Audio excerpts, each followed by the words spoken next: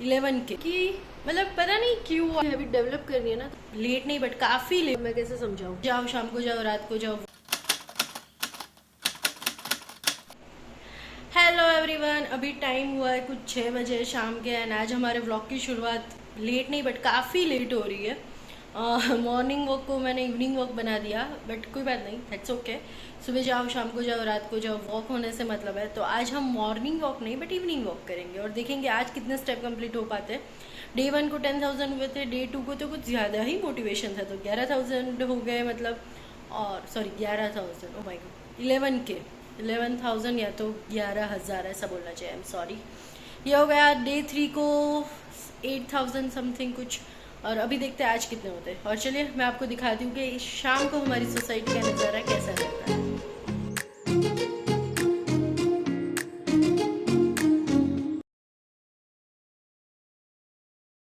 Hello, तो अभी 30 minute का वॉक हो चुका है।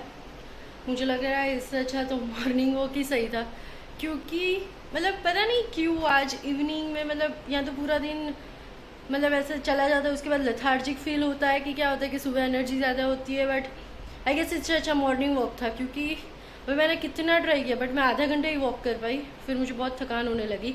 बट मॉर्निंग में एक साथ मेरा 1 घंटा वॉक हो जाता है, तो कोशिश करेंगे कि कल से मॉर्निंग वॉक ही हो पाए, क्योंकि वही बेटर रहेगा। इवनिंग में तो इतनी एनर्जी नहीं रहती और चला जाता है, बट वो आराम से चलना मतलब टहलने जा रहे हो वैसा लगता नहीं कि हाँ चलो एक्सरसाइज के नाम पे हम वॉक करने गए। तो लेट्स सी एंड यस, आज मैं कुकिंग का कुछ नहीं दिखाऊंगी, क्योंकि फिर रोज 2-3 दिन से कुकिंग उसके अलावा कुछ दिख ही नहीं पा रहा, कुछ ज़्यादा ही हो जाता है। तो देखते हैं, अभी बुक पढ़ थोड़ी देर के बाद फ्रेश हो जाती हूँ, उसके बाद बुक पढ़ते हैं एंड लेट्स सी फिर क्या रहता है। तो मैंने सोचा है कि जब भी हम वॉइस ओवर पे बात करेंगे तो अब से मैं आपको भारत के बारे में कुछ बताऊंगी, ताकि ये 5 मिनट भी आप इन्फॉर्मेटिव, आपको कुछ जानकारी मिल सके, आप भारत को जान सको। तो आज हम बात करेंगे G20 के बारे में। सबसे पहले तो ये G20 का मतलब क्या है? इसका मतलब है ग्रुप ऑफ 20। इसकी जो स्थापना है वो 1999 में G7 कंट्री के द्वारा की गई थी। क्यों की गई थी? क्योंकि उस टाइम पे एशिया में कुछ क्राइसिस चल रहे थे, तो उसी से रिलेटेड इसकी स्थापना की गई थी। और इसकी जो फर्स्ट मीटिंग थी वो 2008 में हुई थी। कहाँ हुई थी? यूएसए में हुई थी। यूएसए ने इसको फर्स्ट मीटिंग को होस्ट किया था। और इस बार जो है यहाँ पे 2023 में इसकी प्रेसिडेंसी हमारे भारत के पास है। और अगर मैं इसकी थीम के बारे में बताऊँ तो भारत ने इसका थीम रखा है 1 अर्थ 1 फैमिली 1 फ्यूचर, या तो वसुदेव कुटुंबकम। और ये जो वसुदेव कुटुंबकम है ना, वो महाउपनिषद के एंशियंट जो टेक्स्ट है वहाँ से लिया गया है। इस बार का जो फाइनल समिट हुआ था वो न्यू दिल्ली में भारत मंडपम में हुआ था। इसका जो लोगो है वो तिरंगा से प्रेरित होकर डिज़ाइन किया गया है एंड सुदर्शन पटनायक ने इसको डिज़ाइन किया है। अगर आप लोगोस को गौर से देखोगे तो उसमें एक लोटस बना हुआ है, जो दिखाता है कि चाहे कितने भी चैलेंजेस हो हम ग्रो करते रहेंगे। लोटस के जो 7 पेटल्स है वो 7 कॉन्टिनेंट को प्रेजेंट करते हैं, 7 नोट ऑफ म्यूज़िक को प्रेजेंट करते हैं। और इसमें जो अर्थ दिखाया गया है वो एक नेचर के साथ हार्मनी में रह के लाइफ को कैसे प्रो प्लानेटरी अप्रोच दिया जाए इसके बारे में है। नीचे जो भारत लिखा हुआ है वो देवनागरी स्क्रिप्ट में लिखा हुआ। इस बार की G20 का focus global economy, climate change and sustainable development goal पे किया गया है। अब बात करते हैं कि भारत ने ये समिट में ऐसा क्या कर दिया जो आज तक कोई नहीं कर पाया। तो भारत ने अफ्रीकन यूनियन को, जो 14% पॉपुलेशन वर्ल्ड की कवर करता है, उसको एक परमानेंट मेंबर बना दिया है। India middle east Europe connectivity corridor की बात की गई है। ग्लोबल बायोफ्यूल अलायंस की बात की गई है। मोस्ट इम्पॉर्टेंट थिंग अगर G20 की हिस्ट्री में देखें तो इस बार इंडिया की प्रेसिडेंसी के अंडर 73 आउटकम निकल के आए हैं, मतलब कि इन मुद्दों पे लोगों की सहमति बनी है। इसको पास्ट में कंपेयर करें तो इंडोनेशिया 2022 में 27, इटली 2021 में 36, सऊदी अरेबिया 2020 में 22, जापान 2019 में 13, अर्जेंटीना 2018 में 12 एंड जर्मनी 27 में 8 आउटकम ही निकल के आए थे, जो इंडिया के लिए बहुत बड़ी बात है। पहले तो माना गया था कि दिल्ली डिक्लेरेशन जो निकलेगा वो पास नहीं हो पाएगा, लेकिन ये दिल्ली डिक्लेरेशन भी पास हो गया और इतने आउटकम भी निकल आए। और आप कह सकते हो कि इंडिया के लिए ये समिट ओवरऑल बहुत ज़्यादा सक्सेसफुल रहा है। ये G20 का 18वां एडिशन था। नेक्स्ट 2024 में ब्राज़ील में होगा और उसके बाद 2025 में ये समिट साउथ अफ्रीका में होगा। G20 के रिलेटेड एक वर्ड काफ़ी ज़्यादा फेमस हुआ है, वो है G20 ट्रोइका। अब इसका मतलब है कि करंट में जिसके पास प्रेसिडेंसी है, पास्ट में जिसके पास प्रेसिडेंसी थी एंड नेक्स्ट फ्यूचर में नेक्स्ट ईयर जिसके पास प्रेसिडेंसी जाएगी, उन तीनों का ग्रुप। तो इस बार G20 ट्रोइका है इंडिया, इंडोनेशिया एंड ब्राज़ील। और डीप में बात करें तो G20 कंट्रीज़ की टोटल जीडीपी, टोटल वर्ल्ड की जीडीपी का 80% है। अगर G20 कंट्रीज़ की ग्लोबल ट्रेड की बात करें तो वो टोटल का 75% है। एंड G20 के जितने कंट्री है वो टोटल वर्ल्ड का 60% लैंड एरिया कवर करते हैं। अब फैक्चुअल इन्फॉर्मेशन की बात करें तो फर्स्ट समिट 2008 में यूएसए में हुई थी, जॉर्ज डब्ल्यू बुश ने होस्ट की थी। सेकंड लंदन में हुई थी। G20 का कोई परमानेंट हेडक्वार्टर नहीं है।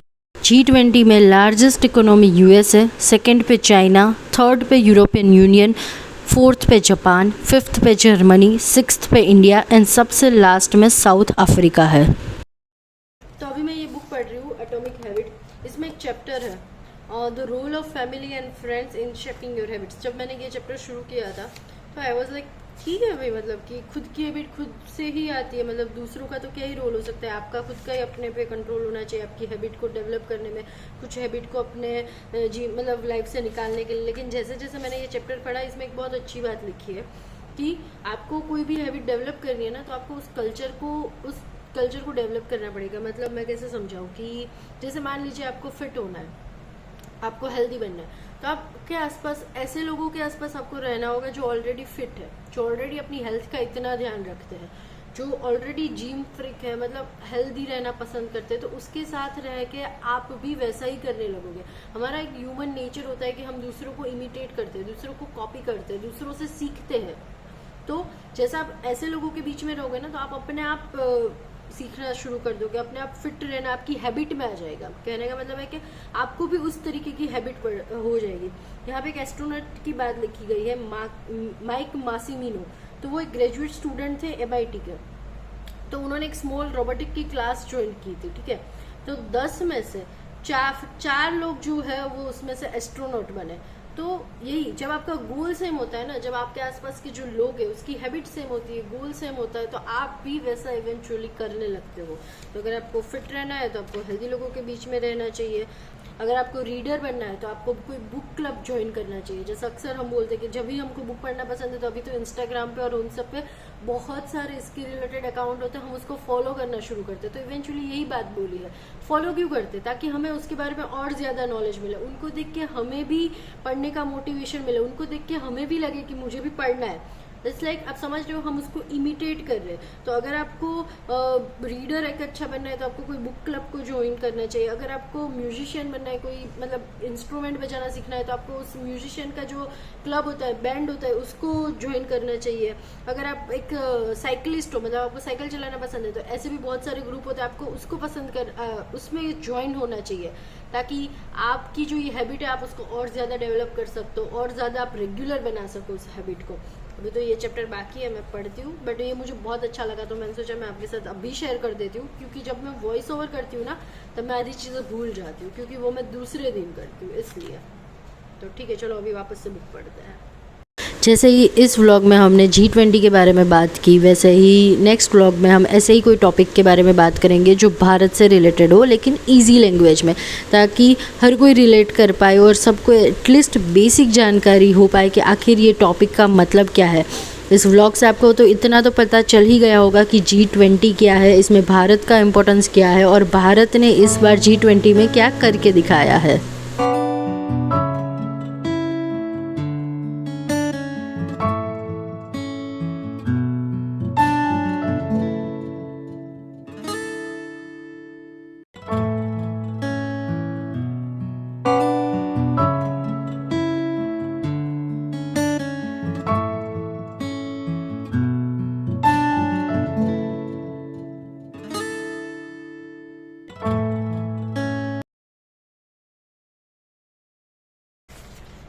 यस, तो अभी हमारी बुक रीडिंग हो चुकी है। अभी जो मेरा चैप्टर अभी मतलब मैं कल शुरू करूँगी वो है how to find and fix the cause of your bad habits, तो इसी के बारे में कल देखेंगे क्या है। ये वाला चैप्टर बहुत अच्छा था, मैंने बहुत इसको अंडररेटेड किया था कि ठीक है, वॉज लाइक, क्योंकि कभी कभी क्या होता है ना, नॉन फिक्शन बुक में कुछ चीज़ आपके काम की होती है, तो थोड़ी बहुत चीज़ें ऐसी भी होती है जो ऑलरेडी आपको पता है, या तो आप उससे अग्री नहीं करते हो, विच इज़ वेरी कॉमन। कुछ चीज़ों से आप एग्री नहीं करते हो, तो मुझे वही लगा था, बट नहीं, ये वाला चैप्टर मैंने काफ़ी अंडररेटेड कर दिया, बहुत अच्छा चैप्टर था। और सेम थिंग वैसे भी लागू होती है कि जैसे कि आप कोई ऐसे ग्रुप में हो कि जो मतलब इतने एक्टिव नहीं है, लथार्जिक ऑल टाइम फील करते, लेजी है, जिनको लाइफ में जिनके कुछ गोल नहीं होते, जिनको लाइफ में कुछ करना नहीं होता है, तो आप भी इवेंचुअली वैसे ही बन जाते हो। तो दोनों साइड से इसके पॉजिटिव मतलब इफेक्ट भी है और नेगेटिव भी है। आपको चूज़ करना है कि आपको कौन से ग्रुप में रहना है। वो कहते हैं ना कि आप जो है अपने 5 दोस्त जो होते हैं उनका जो एवरेज होते हैं वो होते हो, लेकिन आज के ज़माने में मैं बिलीव करती हूँ कि आप जिस बुक को फॉलो, अगर आप रीडर हो तो आप जिस टाइप की बुक को फॉलो करते हो, अगर आप सोशल मीडिया बहुत ज़्यादा यूज़ करते हो तो आप जिस 5 अकाउंट को बहुत ज़्यादा फॉलो करते हो आप उसके एवरेज बन जाते हो। आपका क्या ख्याल है, कमेंट में ज़रूर बताना। एंड यस, अभी हम चल रहे वॉक पे, अभी टाइम हुआ है कुछ 10:32, तो मैंने सोचा आधा घंटा तो हो ही जाएगा, 30 to 40 मिनट तो वॉक कर ही लेंगे, ताकि अभी कितने स्टेप हुए मेरे 6698 इतने स्टेप हुए, तो देखते हैं 8000 तक शायद हो जाए, तो कल की एवरेज तो आ जाए एटलीस्ट। चलिए बाय।